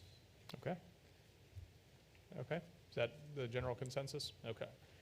Location of meetings, we talked about ad nauseum, so we've dealt with that one. Number 9, let's see. This was the question of are adopting ordinance by simple majority. That is currently how ordinance are to be adopted. So are we good with that? Okay. I don't think there was any required action on number 10. I think we talked about the HR issue already. County attorney, number 11, and I think this also is applicable to number 13. As I've, our county manager and county attorney, I think, are the only two employees that the council has directly. And as I think they'll tell you, they serve on a 2-week continuing contract. Yeah. So every 2 weeks they're up for consideration. So to answer your question, I think each council has the opportunity to make that change if they so choose. All right. Temporary absence. I think that Mr. Dyer, you've included this, and there's a couple of places where it applies. It's really kind of under common meeting. Will you all mention just kind of how you tend to treat it, just to provide the commission with that information? So, and this is consistent with how our predecessors have applied it as well. If I'm leaving the county, I ask somebody to be acting county attorney for me. George does the same. And the reason, honestly, we do it is for states of emergency. My luck, I would fly someplace with my family and the biggest hurricane that Florida's faced come up. So you need to have somebody here that can take control of things. It does provide some flexibility, but that's how George and I both have applied it. Okay. Everybody good with that practice and feel, okay. No, it's great information to get out and, yeah. All right, so I think 15 and 16 we addressed with the Amendment 10 updates. We've talked about the merit system, and that's coming back to us down the road, or no. I think we already talked about that under Mr. Parker's comments as well. That's also the classified and unclassified. All right. So number 20 regarding amendments and referendums and how they're noticed. I think the question was, with technology growing and print papers becoming outdated, these announcements need to be published in more than a newspaper. And I think that, Mike, if you want to go into your explanation there, I think in essence, we're required under Florida law to use newspapers, and there are other options available. This has been a hot topic with the legislature for years. Yeah. And they finally have passed a law that allows each county to set up its own electronic noticing system, which I believe one county has moved forward to implement. We actually have issued a request for proposals, which is a fancy way of saying we've invited providers of a platform to give us information to consider. You have to allow the school board and all the cities to join in, all the local governments in your county at cost. And really, I think the idea now is in state law, you have newspapers, which for years were the only mechanism to do it, certain notice requirements for things that you enact, like a zoning ordinance, a certain length of time that the ad go out and that type of thing. We're starting to see the system evolve into electronic. I don't think we're there yet, but we're awfully close. State law for amendment referendums is one of those sections that also required advertisement in the newspaper. We as a county do a lot more than a newspaper ad, using social media, press releases, that type of thing to get the word out. I think a lot of local governments are like that anymore. So council meetings, we stream meetings online. We're not required by state law to do that. So I think a lot of local governments now are doing things they're not required to do, kind of going above beyond to try to keep up with the changes in technology. Okay. Any questions on that? Okay. I think the same thing on charter review, the three public hearings. Once we get to the point where we have our draft ballot language and our things that we voted on, then we'll have the public hearings on those. So, all right. Amendment 10, update, address number 22. Number 23, I think the question was, should we have these consistent? And right now, the charter has a standard of 5% to amend the charter or propose an amendment to the charter, or 15% threshold of the voters to repeal the charter. I personally think that's right, that amendments got a little bit lower threshold than repeal. And I think that was done intentionally. But if there's anybody else that wants to kind of get into that, Mr. Johnson. I think we need to leave that alone. Absolutely. If not, you end up in the old county council form of government. And a lot of us were here, remembered, even though I was young, we remember the county council form of government. And it was the necessity of moving to the charter form. Okay. All right. So number 24, and I know this question has come up not just here, but this has come up, a number of places around the state. So Mr. Dyer, can you address the question of prospective amendments that only come into a springing amendment that comes into effect after 180 burns off? Sure. The bottom line is, on other subjects, when the legislature's preempted an issue and a local government has tried to enact and say, well, this would apply only if that bill was not in effect, the courts have struck that down. They've said that once you're preempted, you can't regulate on that subject at all. So short answer is we can't do anything in advance until that law is not in effect, or it doesn't apply to us. Commissioner Sakonovsky. Definitely. The only thing I would suggest is, since it's a different DCA, you actually could, if you want to spend the money, you could test that. Fair point. Okay. All right, moving into some comments that came in from Ms. Northey. The initial, I think, discussion, there's a number of items there, 1, 2, 3, and 4, that deal with kind of the chairman position, the structure of the seats, whether or not if the elected chair is reaffirmed, how we kind of apportion the rest of the districts. Right. Do you want to get into a discussion on that, or my suggestion would be, I was going Just to roll try it and in? tap some of Yeah, the resources yeah. that Mr. Parker has with ICMA and some of the other, to see if we That's could bring a fine. speaker in Yeah. to talk to the whole commission, and That then works. decide from there if we want to study it think that's fine. in like January, February in the committee standpoint. Mr. Sakonovsky, I see a curious look on your face. Mr. Johnson and I are on the same page. 15 to 20 minutes, we're already. 15 to 20-minute presentations. If we do the third one like this, that's an hour right there. This is part of the one we Well, already but talked about on council structure. We have to put the time in to get it right, Right. so. Agreed. Okay. I think travel costs we already addressed. Yeah. Ms. Schreiber, I'm sorry. Yeah, so, I'm sorry, I need to back up for 1 second. Okay. We got past something here. The SB 180 situation,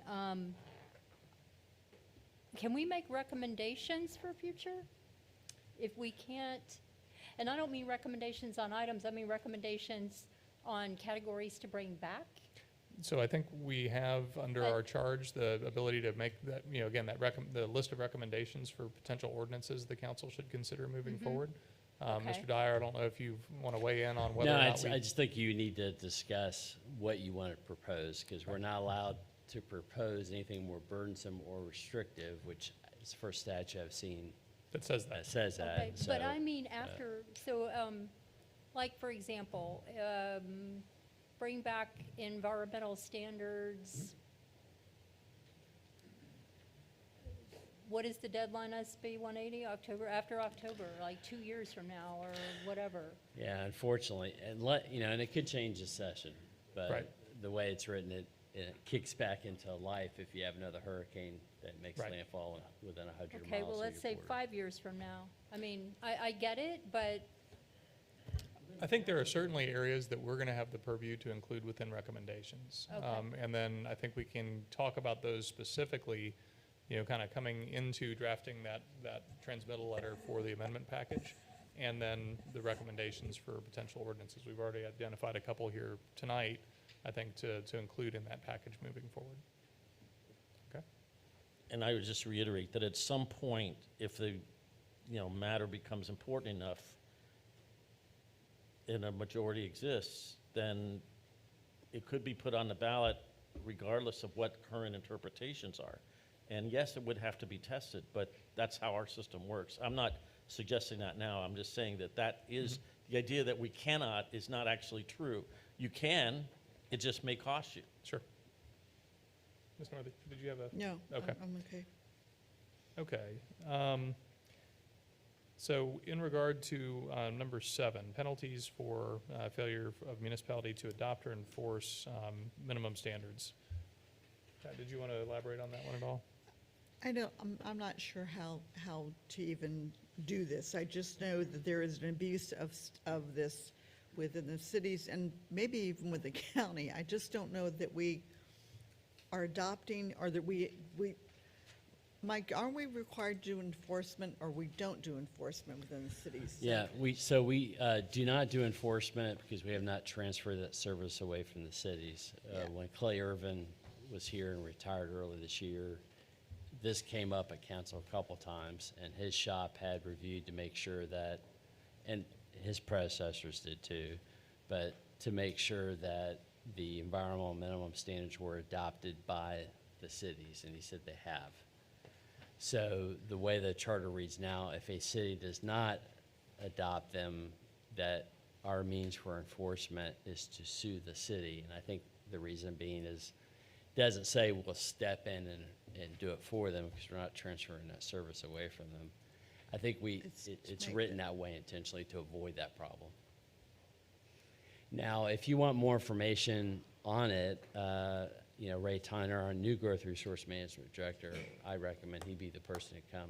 I just want to see them enforced, and maybe what it is, it goes into a recommendation that we recommend to the council that this current language be enforced more thoroughly than what it is. Okay. I don't know if anybody has any idea on that or not. Suzanne, if you have some thoughts. So I have a question going along with what you're asking here. With enforcement, is there any reporting? Is there anything? There's nothing. We get nothing. In that regard, if we made the recommendation that they actually do make reports quarterly or whatever it takes, I think that's very germane, and it's because I think the language is strong enough. It's been clearly ignored. It's a question of the implementation and then what's happening And through I think Chapter this 50. group can definitely include that in recommendations and suggest methods, including reporting. Okay. I like the reporting. Yeah, that's good. Yeah. Is there a consensus for us to continue looking at that as far as moving forward with as part of a recommendation down the road? Okay. All right. So moving on to the proposed language relating to protection of conservation lands. I think this is the one where we kind of rolled everything down to here. So Pat, do you want to kind of talk about that at all? And then Mike and his staff have given us a good bit of information on that, so I'll ask him to provide some report on that as well. I would like to hear from Mike, but I would say, I just want to clarify that I'm not an attorney. This was written by an attorney that cares deeply about this county and has been very active in this county. Clay Henderson is my environmental person, and we've talked about this. I want to be clear that I didn't write the language. Sure. Because it is pretty legalese. So I would like to, I think we have to put something into the charter that says we're spending, especially, I don't know if any of you listened to last meeting where we had a county council member who talked about generational purchases, not purchases in perpetuity. That really concerned me a lot. And so I think it's important that if we're spending all this money, we have these partners, that we put something in the charter that says we're going to love these lands but in perpetuity. We're gonna make Commissioner Johnson, then I'm going to ask Mr. Dyer to I agree with the respond. fact that we bought it, and they bought it for a reason. But if you put it too tight, you could, playing the devil's advocate, you could work yourself into a corner.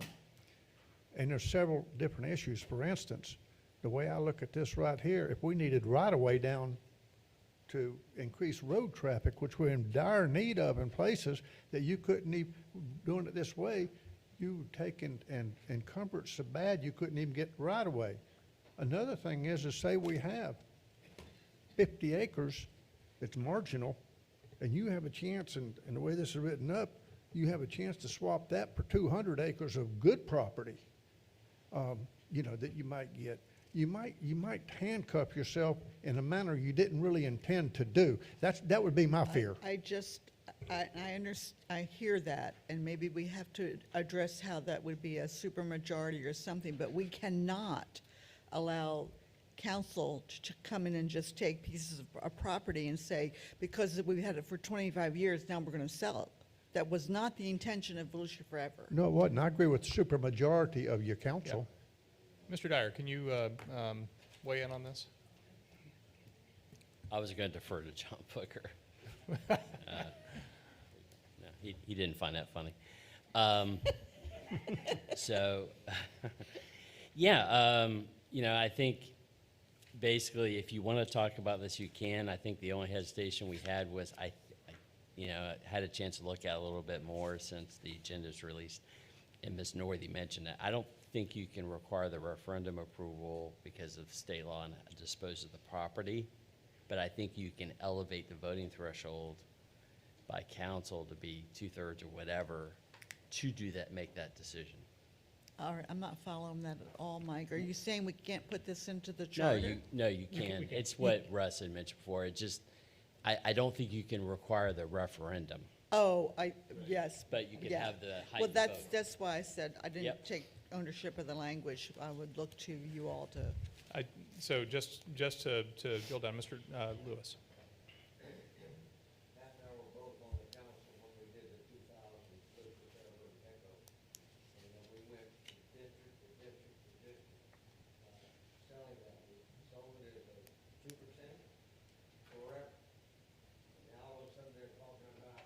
Could do less than 2%.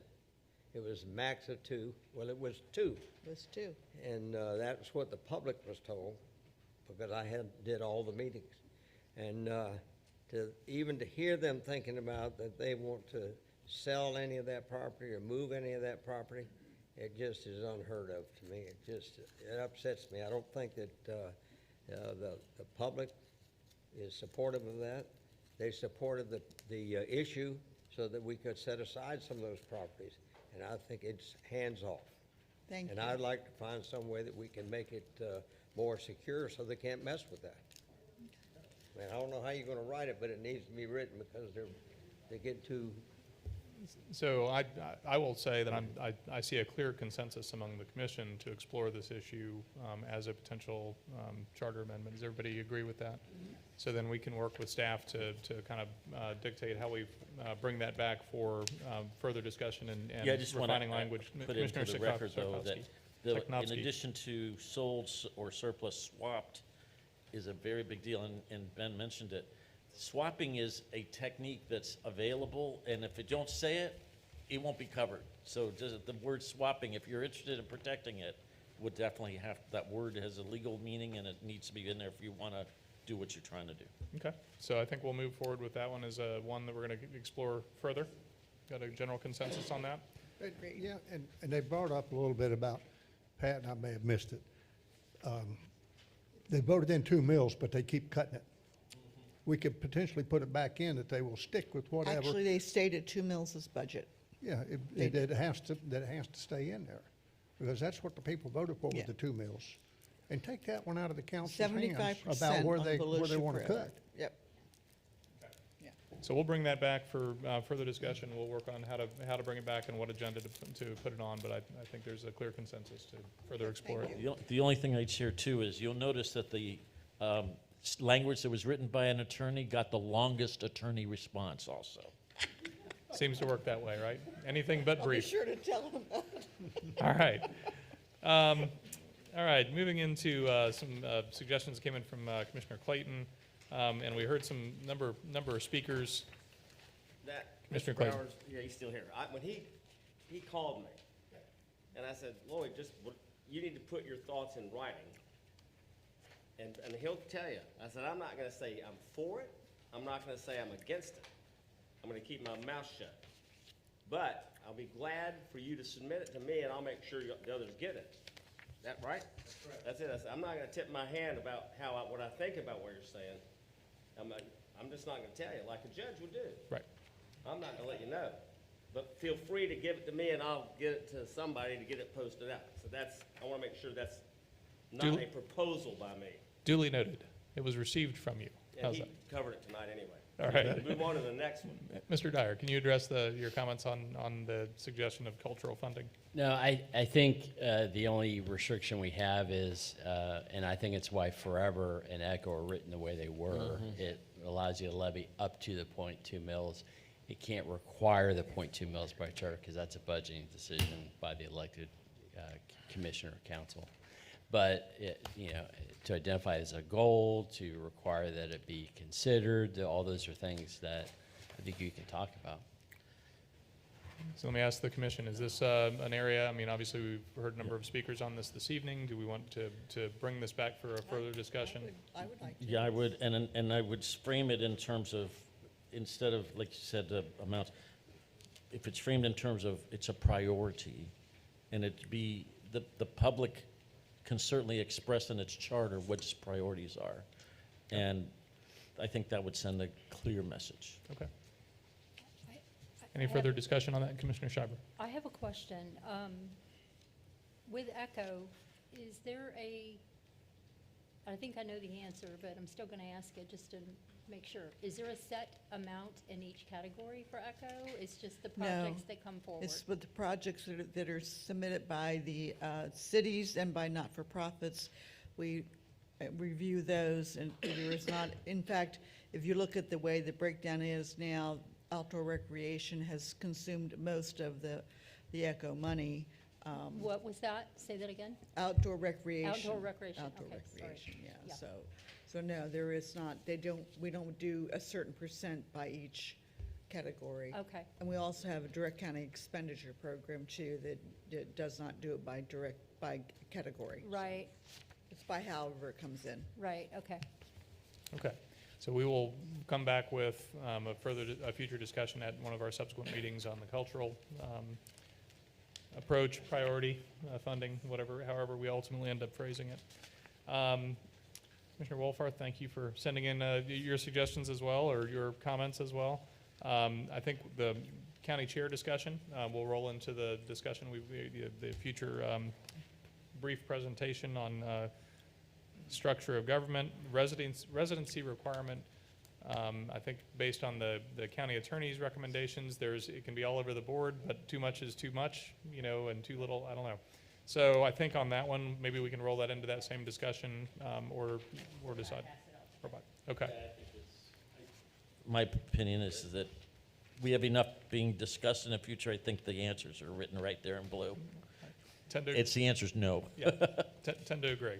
All right, last one, and I apologize, mine was late, so the explanation behind it didn't make it into your materials as well. Motion to adjourn. All right, so let me just be brief on this. You've got the last thing that I did, and I think somebody else also proposed a new section 207, but we can figure out the numbering later. One of the things that occurred to me, and we have worked with a lot of different municipalities and the county in the aftermath of a lot of our recent flooding episodes, and I think the county has done a phenomenal job of putting together kind of an ad hoc approach, and so have a lot of the cities. They're coordinating, they're getting together in the meeting and starting to go down the path that I think Commissioner Sikowski, you had referenced earlier. We had a public speaker that referenced it earlier. So thinking about it purely from a charter perspective, and what authority does the county have in this role, and also being cautious of that whole question of transferring services between jurisdictions. I worked a little bit with the county attorney to kind of draft what's here. Again, no pride in authorship, and this is open for further discussion. But what we currently have as an ad hoc committee to deal with things like flooding, which is the immediate thing that's been the topic of the discussion. My proposal to, kind of explore further is, should we have give the county the authority to establish that kind of a body by ordinance? Not only then for, them to be able to kind of look at stormwater, but it may get into other areas of infrastructure where it just makes sense for us to have a stronger structure to coordinate the efforts between the municipalities and the county. And I think they all work well together. I think there's an opportunity here not only to deal with that structure for the discussion, but also to perhaps, do coordinated funding, planning, permitting, things of that nature as well down the road. So I put that out for the council's thought. It was something that occurred to me, I think, after we went through Hurricane Ian and what was last year's? Milton, thank you. Forgetting the names now. But, I spent a lot of time looking at the data after Milton, and I sent my thoughts to the council at that time with regard to, how the impacts were, and if there's commission support, I think this is one that's worth looking at. I certainly support it. Yeah, I think so too. I mean, you use the reference of shall later on. I would just change the first may to a shall also. I mean, it's something that it has to be done. Is the bottom line. And the people, there's no question, and I don't think anyone's mind that this would pass if it was before the voters. So the only change I would make is this: Volusia County shall by ordinance do that. So we'll roll that into future discussion. Commissioner Schreiber. I support what you're trying to do here, and I just want to let you all know, if you don't know, the Roundtable of Elected Officials has a flood committee that's been meeting, and the city, usually the mayors or utilities or city managers come to those meetings, but even though they all meet, each one is discussing their own individual cities. And it just so happens that today at the Roundtable of Elected regular meeting, not the flood mitigation meeting, the mayor of Southeast Volusia brought up having a subcommittee for Southeast Volusia because they have so much flooding and so much new development. And it was asked that he not do that, which was kind of unfortunate, I thought. Leah, you said the mayor of Southeast Volusia? I'm sorry, the mayor of Edgewater. Okay. Okay, the mayor of From Edgewater. Southeast Volusia, Correct yeah. what I was saying, Yeah. from Southeast Volusia, but he was asking for a Southeast Volusia committee. And I understand that, because New Smyrna Beach is impacting Edgewater, and Edgewater, is impacting New Smyrna. Water is has no boundaries. So I really support this, and they're doing a little bit similar, but right now, it's more about each individual city, even though they're all getting together. I've attended almost all the meetings this year. It's better, but it's not what you're suggesting, and it needs to go further. Well, and I'll tell you the other reason I suggested it the way that I did was it doesn't run afoul of 180, but it lets us take some step. So. The 180's killing us. Yeah. Okay. So if I think we got a consensus to move forward with that. All right. So our next steps, I think that got us through everything here. So we've now got a lot on our plate. I think we've drilled down on it. Some of them are ultimately going to be a little bit easy to look at. Some of them may require a little bit more study. What I've asked, what I'd suggest to you is that at the next meeting, we've got a lot of things that I need to work with staff to organize to come back and figure out how to digest it all, and how to digest it in a way that lets us get to specific amendments and ballot questions and everything else by the end of our timeline in May, if I remember correctly. So we have a meeting in December, and then we've got the holidays. And so I've asked staff to look at and poll the commission to, if we had to schedule any additional meetings in January or February, to go ahead and try and start exploring some of those dates. But I think at the next meeting, I don't want to try and look at, do we need committees, do we need to break into subcommittees and stuff now, or what the structure would be. Before we do anything like that, I'd like to spend some time working with staff to kind of talk about what's now on our plate.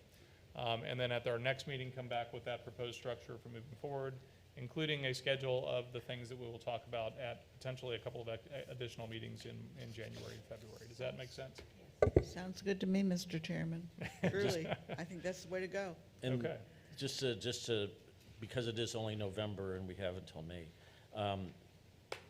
not anything particular in mind, but I think that we have the framework that is from what's tonight's discussion on, in terms of numbers. For example, it's a topic, how large should the council be / commission, whatever you want to call it. What I'm saying is those can be fleshed out. If I'm comfortable hearing that or understanding that, then even though I think we should allow, because it's only, like I said, November, that we could do similar discussions that people might have. They want to submit something 2 weeks ahead of time, just like they did last time. It's still early days enough to do that. But what I am also hearing is that we've, I think, made a broad enough topics for future discussion that a lot of it can be fleshed out in detail. Agreed. Okay, I but think that- I think both is good, just because we don't know if other ideas might come up. So, yeah, At least agreed. for- At least for the 2 weeks before this, December the 8th. Right.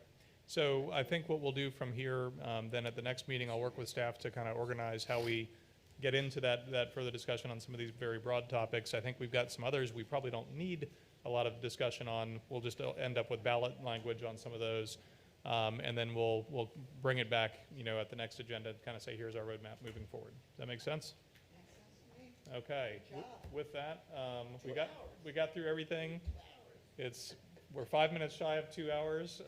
We've got an agreement on how we're going to set the agenda for next meeting. Any other business? When is the next meeting? When is the next meeting? December 8th. It is changed.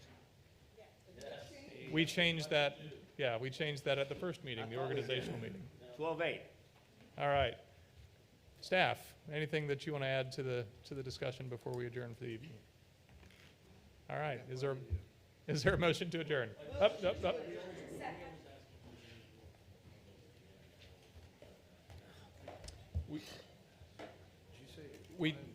Is there any further discussion from the public? All right. We got a motion to adjourn? All right, all in favor? We're adjourned. Thank you for your time this evening. He's going to move down.